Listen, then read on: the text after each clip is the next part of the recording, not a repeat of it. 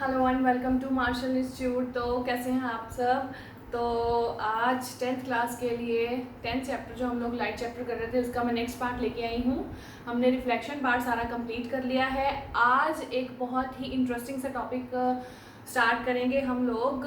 जैसे कि अगर मैं आपको पूछूं कि अगर तुम लोग घर पे बैठे हो, अगर पानी का मग भरा है या फिर बाथ टब की अगर बात करें, तो आप जब उसको देखते हो तो व्यू करते हो ऊपर से, तो वो आपको बॉटम जो है उसका वो ऊपर उठा हुआ नजर आता है। अगर आप वाटर टैंक की भी बात करो, साफ करने के लिए अगर तुम लोग चढ़े हो गए, कभी पानी भरा हुआ उसमें देखा तो वो बहुत हाइट में छोटा लगता है। या फिर अगर बात करें कि कांच का गिलास था, पानी भरा हुआ था, उसमें आधा हाफ फिल्ड था गिलास, तो उसमें किसी बच्चे ने शरारत से या वैसे तुम लोग स्केल डाल दिया या पेन पेंसिल डाल दिया, तो वो आपको स्प्लिटेड नज़र आता है बाहर से देखने में। वो ऐसा क्यों होता है। अब जैसे कि हमने ये पढ़ा था कि लाइट अगर किसी सरफेस पे पड़ती है तो लाइट सरफेस पे पड़ के वापस आती है, तो वो हमें चीज़ें विजिबल होती हैं, मतलब वो दिखती हैं, जिसको हमने रिफ्लेक्शन बोला था।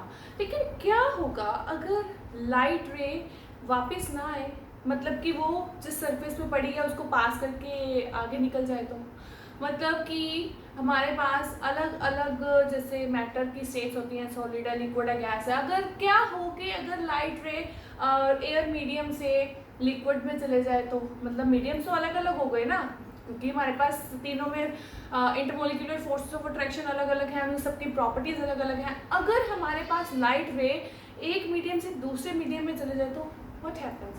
तो आज की मेरी इस वीडियो में बहुत सारे क्वेश्चंस हैं जिनका आंसर एक ही है, और ये आंसर है कि अगर हमारे पास लाइट रे पास कर जाए from one medium to another medium, तो वहां पे होती है रिफ्रैक्शन। सो आज का मेन टॉपिक भी यही है कि रिफ्रैक्शन क्या होती है। तो रिफ्रैक्शन बेटा हमारे पास एक ऐसा फिनोमिना है इन विच लाइट रे बेंड्स। मैं यहाँ पे बता दूं, when a ray of light passes from one medium to another medium, it changes its path। इसी को हम लोग बोलते हैं रिफ्रैक्शन। कि जब हमारे पास एक लाइट रे या कह लो कि एक रे ऑफ लाइट एक मीडियम से दूसरे मीडियम में पास कर जाती है, क्रॉस कर जाती है वो बाउंड्री को, दोनों मीडियम्स की बाउंड्री को, तो उसको हम फिनोमेना को बोलते हैं रिफ्रैक्शन।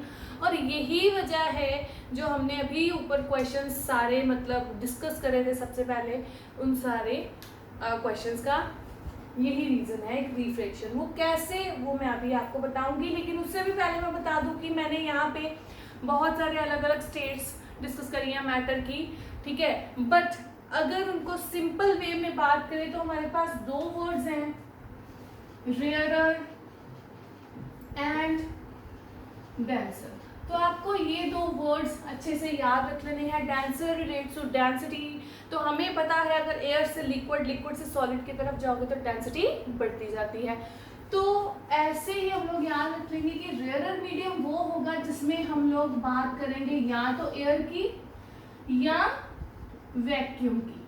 कायदे से देखा जाए तो वैक्यूम मीडियम हमारा वो होता है जिसमें हमारे पास कंप्लीट वैक्यूम, मतलब खाली हवा भी ना हो, उसको मानते हैं। बट 100% तो आजकल कोई भी प्योर नहीं है बेटा, तो 100% श्योरिटी नहीं है, जिसकी वजह से हम वैक्यूम को भी एयर मीडियम में ले लेते हैं। और इन दोनों को अगर एक कंबाइंड नेम देना तो हम लोग देते हैं रेयरर नेम, ठीक है। लेकिन वहीं अगर डेंसर की बात करें तो डेंसर में हम लोग बात कर लेते हैं कोई भी, अगर आपका लिक्विड मीडियम है, कोई भी सॉलिड मीडियम है, ठीक है, तो उस केस में हम लोग उसको अगर स्पेसिफाई करने की जरूरत नहीं है तो हम लोग सिंपली बोल सकते हैं कि डेंसर मीडियम है, राइट। तो ये वर्ड सबसे पहले आप याद रख लो, रेयरर जिसमें एयर की बात होगी, और डेंसर जिसमें सॉलिड भी हो सकता है, लिक्विड भी हो सकता है, राइट। तो मैं यहाँ पे अभी ये इरेज कर देती हूँ। तो अभी हम लोग रिफ्रैक्शन पढ़ेंगे, दो अलग अलग तरीके रिफ्रैक्शन के, जिसमें सबसे पहले तो अलग अलग कलरफुल हम लोग मार्कर्स ले लेते हैं सो दैट कि हमारे पास अच्छे से डायग्राम्स मिल जाए। ओके, तो मैं सबसे पहले इसको डिवाइड कर देती हूँ बोर्ड को दो पार्ट्स में। तो हमारे पास ये है एक बेटा बाउंड्री। बाउंड्री मीन्स कि हमारे पास हमने एक ले लिया यहाँ पे रेयरर मीडियम जो ऊपर वाला है, और नीचे वाली साइड को हम मान लेते हैं डेंसर मीडियम। अब मैं आपको बता दूं कि लाइट रे ये आई हमारी, अब लाइट रे आई है हमारी। ओके, तो इसको थोड़ा सा और बेटर कर लेते हैं हम लोग कि लाइट रे हमारी आई, स्ट्राइक करी इस बाउंड्री के ऊपर। अब ये जो हमारे पास रे ऑफ लाइट है इसको हम क्या बोल देंगे, इंसिडेंट रे। फाइन। अब कायदे से क्या होना चाहिए, इसको जैसे ही आई है इसको एज इट इज ही बेटा नीचे इधर जाना चाहिए था। कायदे से तो यही होना चाहिए ना, कायदे से इसको एज इट इज जाना चाहिए था। बट एज ये रेयरर से डेंसर की तरफ जा रही है तो कुछ तो हेरा फेरी होगी। तो वो हेरा फेरी मैं आपको बताती हूँ कैसे होने के चांसेस है। कि सबसे पहले तो हम लोग वो हेरा फेरी कैसे होती है उसके लिए यहाँ पे हम लोग एक नॉर्मल ड्रॉ कर लेते हैं। ये आपको ग्रीन मार्कर से नजर आ रहा होगा, जिसमें आपका ये नॉर्मल ड्रॉ कर दिया मैंने, और इस नॉर्मल को हम लोग नेम दे देते हैं एन। राइट। अब ये नॉर्मल बहुत ही जरूरी है इस डायग्राम में बनाना, क्योंकि ये नॉर्मल ही हमें बताता है कि आफ्टर पासिंग द मीडियम और after changing the medium light रे जो है वो किधर को जाएगी, अपना पाथ कैसे चेंज करेगी। तो मैं आपको बता दूं कि जब भी हमारे पास लाइट रे रेयरर से डेंसर की तरफ जाती है तो हमारे पास ये हमेशा स्ट्रेट जाने के बदले बेंड हो जाती है टुवर्ड्स द नॉर्मल। मतलब जाना इसको ये डॉटेड लाइन के अकॉर्डिंग था, बट ये नॉर्मल की तरफ बेंड हो जाती है। फाइन। तो रेयरर से डेंसर की तरफ जाना मतलब कि अब आप इसको अगर चीज को देखोगे तो इसको जाना ऐसे चाहिए था, लेकिन पानी में जब है तो वो ऐसे के बदले ऐसे दिख रही है। तो आपको तभी अगर आधा पानी का गिलास भरा है कांच का, उसमें कोई पेंसिल रखा है तो वो टूटी हुई नजर आती है। तो वो इसी वजह से, क्योंकि हमने तो चीज ऐसे ही डाली ना पानी में, लेकिन ऊपर से ऐसे, लेकिन ड्यू टू रिफ्रैक्शन हमारे पास क्या आता है, नीचे वाला पोर्शन वो थोड़ा नॉर्मल की तरफ चला जाता है, जिससे हमें लगता है कि वो चीज टूटी हुई है, स्लिटेड है, बट जबकि ऐसा होता नहीं है। तो ये सारा कुछ झोल किसका, रिफ्रैक्शन का। तो यहाँ पे मैं सबसे पहले अब बता दूं कि हमारे पास एक है इंसिडेंट रे, और ये जो हमारे पास ब्लू वाली आई है ये कौन सी है, दिस इज योर रिफ्रैक्टेड रे। ठीक है।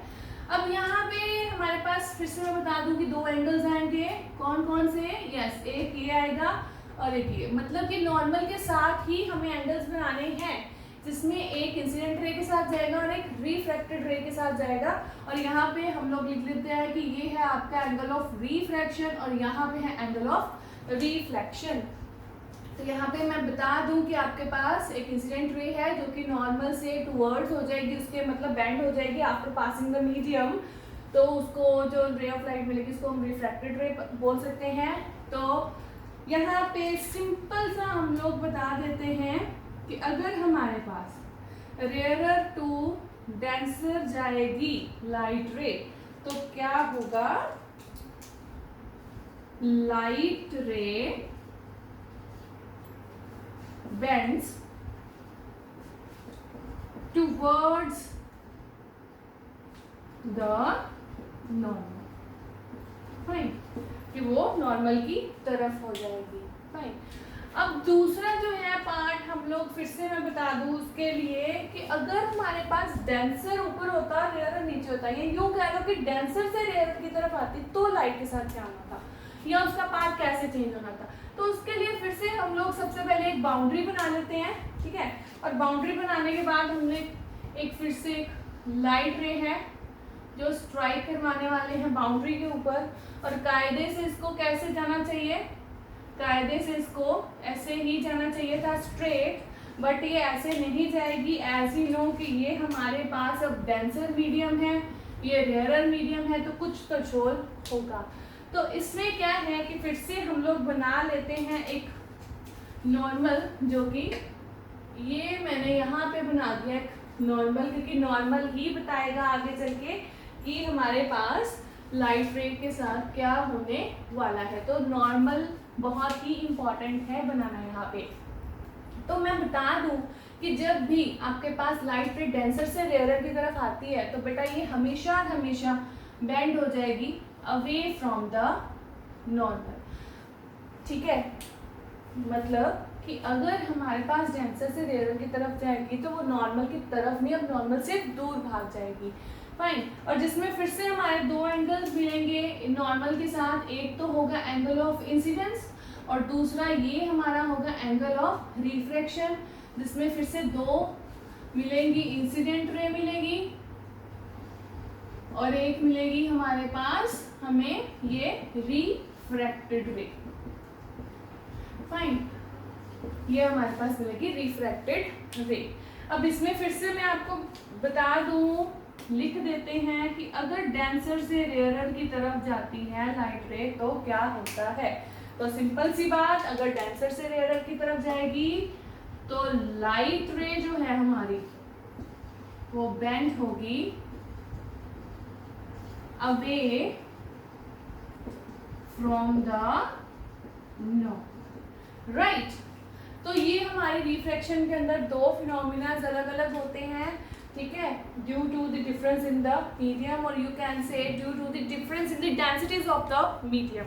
इसी वजह से रिफ्रैक्शन फिनोमिना को हम लोग ऑप्टिकल डेंसिटी फिनोमिना भी बोल देते हैं, जो कि हम लोग डिस्कस कर ही लेते हैं। चलो आपकी बुक में, एनसीईआरटी बुक में भी देखोगे तो ऑप्टिकल डेंसिटी आपके इस टॉपिक के एंड में एक कॉलम में, एक ब्लॉक में आपको दिखेगा, नजर आएगा।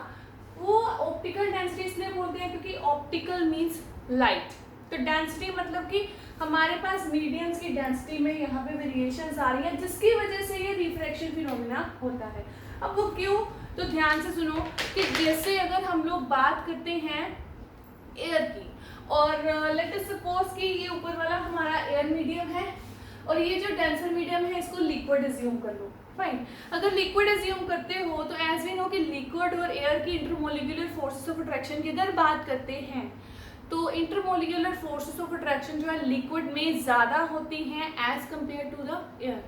और अगर सॉलिड की भी बात कर ले तो सॉलिड में और भी ज़्यादा होती है इंटरमोलिकुलर फोर्सेस ऑफ अट्रैक्शन।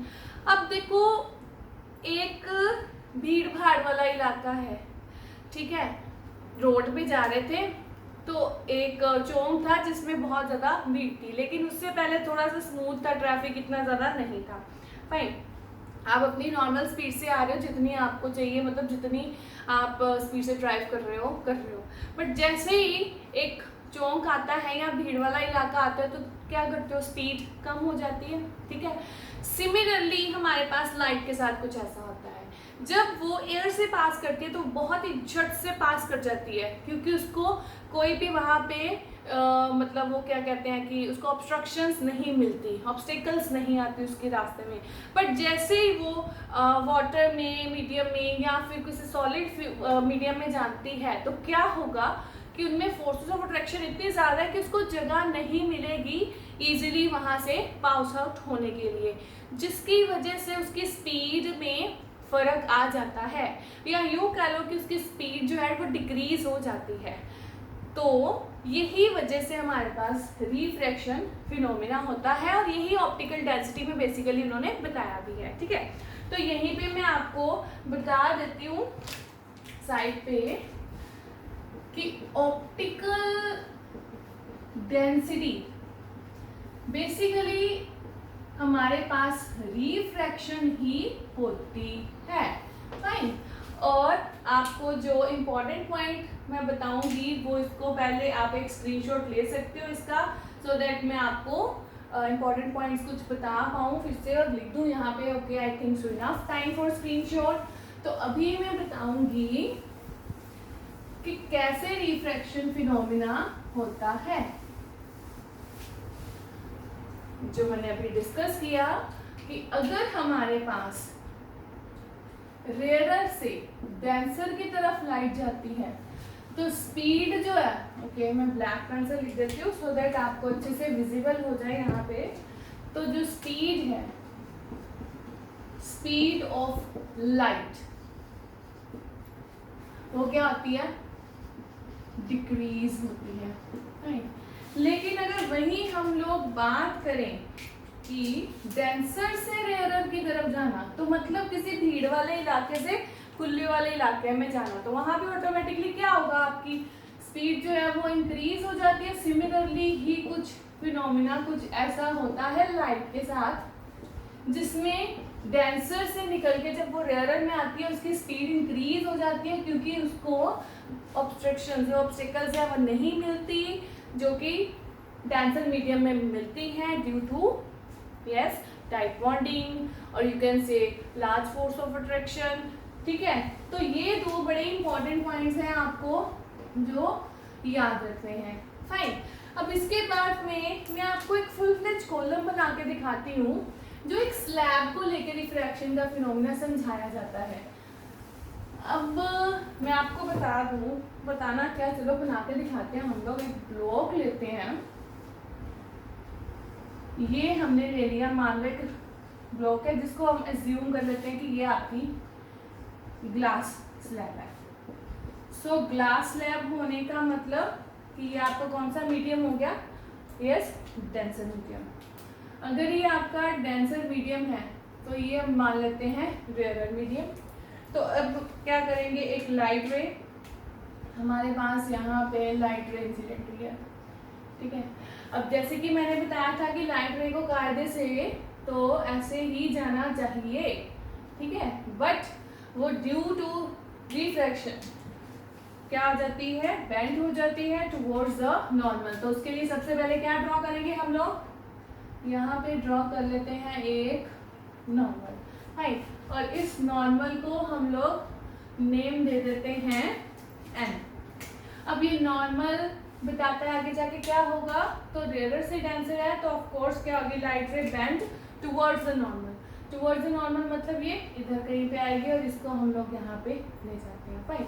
मतलब ये आपकी हो गई रिफ्रैक्टेड रे। तो यहाँ पे हम लोग एक एंगल ड्रॉ करेंगे इधर और एक ड्रॉ करेंगे इधर, जिसमें ये है आपका एंगल ऑफ इंसिडेंस और ये है एंगल ऑफ रिफ्रैक्शन। और यहाँ पे मैं बता देती हूँ ये आपकी कौन सी है, इंसिडेंट रे, और ये कौन सी है, रिफ्रैक्टेड रे, फाइन। तो अब अगर मैं यहाँ पे एक नॉर्मल ड्रॉ कर दूं तो मुझे ये भी पता चल सकता है कि अगर बाई चांस स्लैब से रे ऑफ लाइट बाहर आ रही है, ठीक है, तो क्या हो सकता है, तो इसको हम नॉर्मल को एन डैश मान लेते हैं, फाइन। तो वैसे फिर से अगर देखा जाए तो कायदे से इसको ऐसे ही बाहर जाना चाहिए, बट एज की हमारी अब डेंसर से रेयरर की तरफ आ रही है लाइट, इसको यहाँ पे मैं लिख देती हूँ कि ये भी बेटा एक रेयरर मीडियम ही है, ठीक है।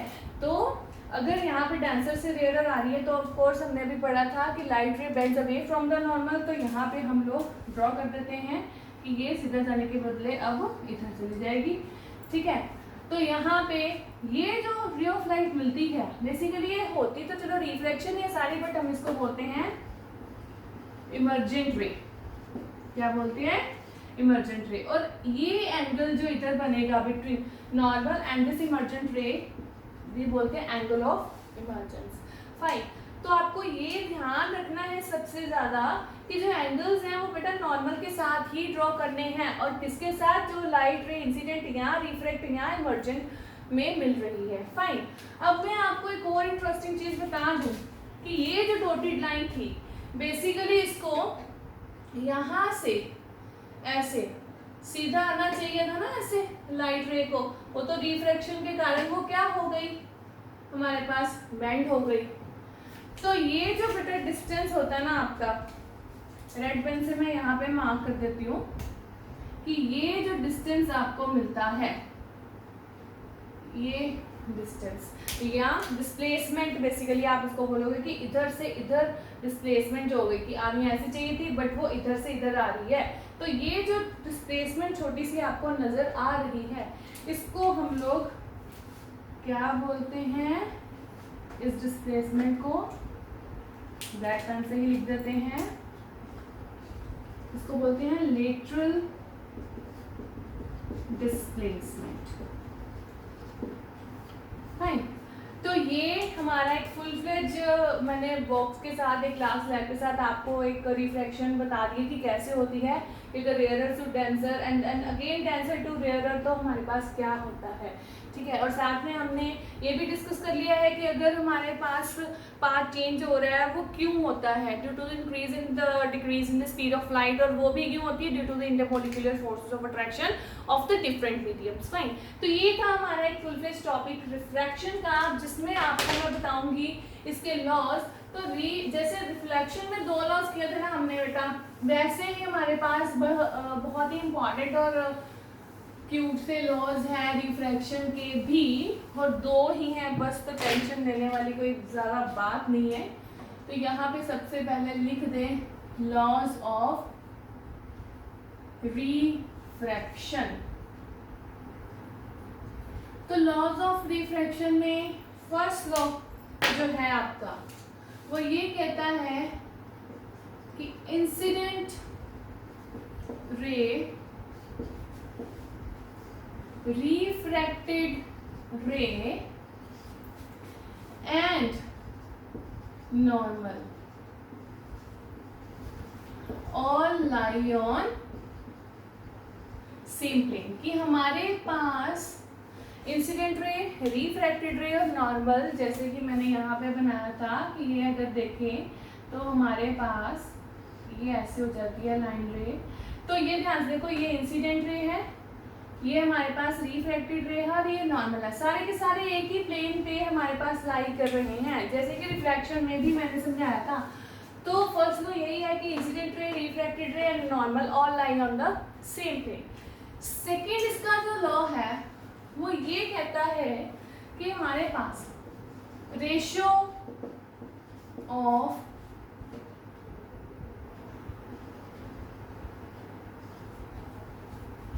angle of sine to the angle of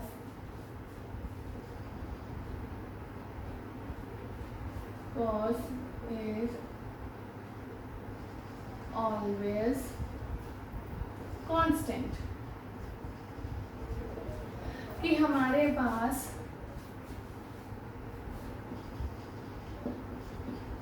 यहाँ पे लिख देते हैं आइए, यहाँ पे एंगल ऑफ रिफ्लेक्शन लिख देती हूँ यहाँ पे, कि जब भी रेशियो लोगे साइन आई की,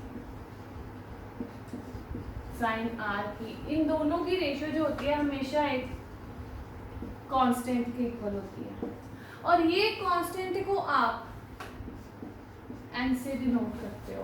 फाइन, कुछ बुक्स में इसको एक होता है सिंबल ऐसे करके म्यू, तो वो भी शो करते हैं, बट आपकी एनसीईआरटी में सिंपली स्मॉल एन से शो किया है, तो आप यही यूज करना सिंबल। तो ये पूरे के पूरे लॉ को हम लोग एक और नेम से जानते हैं, which is your Snell's law. अब स्नेल्स लॉ कहता है कि ये जो रेशियो है ना, ये किसी कांस्टेंट के इक्वल होती है हमेशा, और इस कांस्टेंट को मैं बता दूं हम लोग बोलते हैं रिफ्रैक्टिव इंडेक्स। तो ये थे हमारे दो लॉज ऑफ रिफ्रैक्शन के जो हमने पढ़े हैं। आपको मैं बता दूं कि कई बार क्या होता है कि पूछा जाता है पेपर में गिव स्नेल्स लॉ और डिफाइन स्नेल्स लॉ, तो बच्चे ये दोनों के दोनों लॉज लिखते हैं, ठीक है। तो मैं आपको बता दूं कि अगर स्नेल्स लॉ पूछा जाता है तो तकरीबन हमें स्नेल्स लॉ मतलब कि सिर्फ सेकेंड लॉ ही बताना होता है। कई बार इस चीज़ पे भी मार्क्स कटने का डर होता है कि पूछा स्नेल्स लॉ गया तो दोनों के दोनों लॉज क्यों दिए जा रहे हैं, अदरवाइज वैसे तो लॉज ऑफ रिफ्रैक्शन ही पूछा जाता है, बट इन केस अगर उन्होंने पूछा कि अकेला only Snell's law. What is Snell's law? What do you mean by Snell's law? तो स्नेल्स लॉ बेटा सिर्फ सेकंड लॉ ही होता है, मतलब कि ratio of the angle of the side to the angle of the sine of the angle of refraction, जो कि कांस्टेंट के इक्वल होता है, और उस कांस्टेंट को हम लोग बोलते हैं रिफ्रैक्टिव इंडेक्स. फाइन. तो ये थे हमारे दो लॉज ऑफ रिफ्रैक्शन के. तो अभी हम लोग करेंगे कि रिफ्रैक्टिव इंडेक्स क्या होता है. तो अभी तक हमने रिफ्रैक्शन पढ़ लिया, रिफ्रैक्शन के लॉज भी पढ़ लिए. तो अब हम पढ़ने वाले हैं कि ये जो रिफ्रैक्टिव इंडेक्स अभी लिखा है हमने, ये क्या होता है. तो रिफ्रैक्टिव इंडेक्स में हमारे पास इसको डिफाइन कर सकते हैं कि ratio. Refractive index basically it's a ratio. किसकी ratio? Ratio of the speed of the light in one medium to the speed of light in another medium. अगर यहाँ पे हम लोग लिख दें कि speed of light in one medium, और तो इसको चेंज कर देते हैं सबसे पहले. तो हमारे पास यहाँ पे है speed of light in another medium. तो ये दोनों की जब रेशो लेते हैं कि एक मीडियम में स्पीड कितनी थी लाइट की, और दूसरे मीडियम में जब वो रिफ्रैक्ट हो गई तब कितनी है, इन दोनों की रेशो को हम लोग क्या बोलते हैं, रिफ्रैक्टिव इंडेक्स. लेकिन मैं आपको बता दूं कि अगर हमारे पास